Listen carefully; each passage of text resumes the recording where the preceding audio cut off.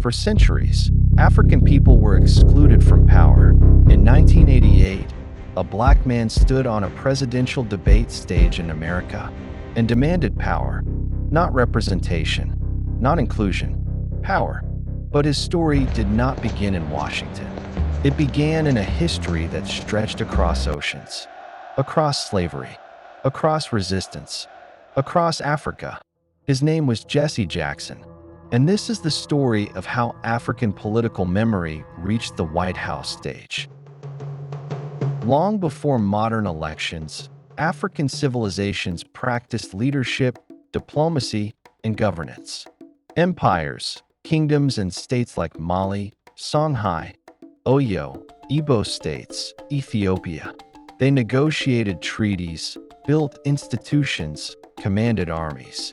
Colonialism interrupted that political continuity, but it did not erase the memory of African sovereignty. In the 20th century, a new idea was born: Pan-Africanism. Leaders across the world, in Africa, the Caribbean, and America, began asking, what does Black political power look like? Not just survival, power. Pan-African thinkers believed that Black people everywhere shared a connected destiny. Some notable figures among Pan-African leaders and activists were W.B. Du Bois of USA, Nnamdi Azikiwe of Nigeria, Marcus Garvey of Jamaica, Kwame Nkrumah of Ghana, and others. One of the strongest voices was Kwame Nkrumah, who declared that African freedom meant nothing unless all Black people were free.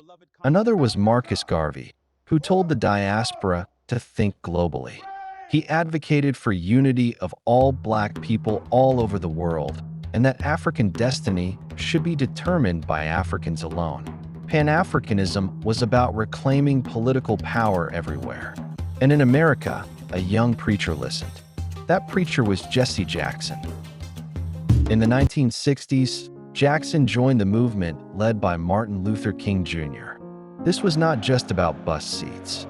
Civil rights, simply explained, is about voting rights, dignity, access to institutions. It was about citizenship, political representation. When King was assassinated, many feared the dream had died. But movements do not die, they evolve. Jackson stepped into leadership, not as a copy of King, but as a new political force. Protest is powerful, but protest alone does not control policy. Many activists fight injustice.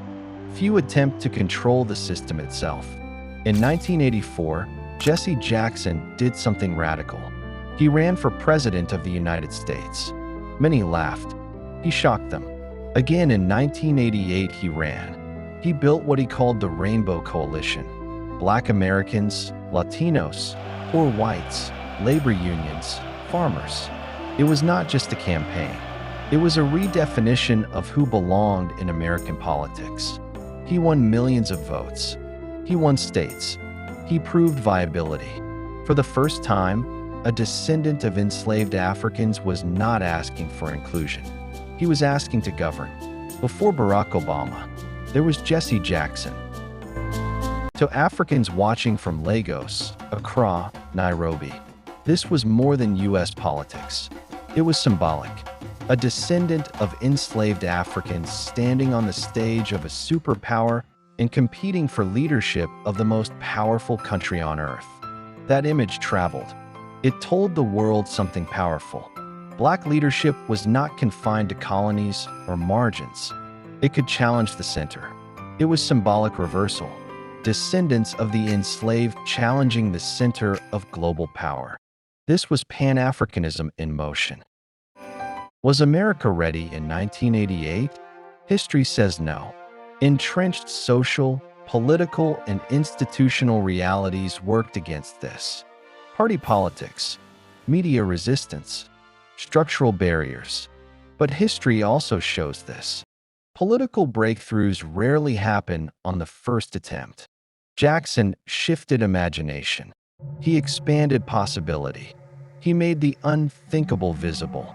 And when the next generation arrived, the ground was different. Before Barack Obama, there was groundwork. Jesse Jackson did not become president, but he changed what was politically imaginable, from African sovereignty to civil rights struggle to presidential ambition. His journey reflects a larger story, the global rise of Black political consciousness. And that story is not over. History does not move in leaps. It moves in layers. As the debate lights faded in 1988, a door did not close. It opened, not fully, not easily, but permanently.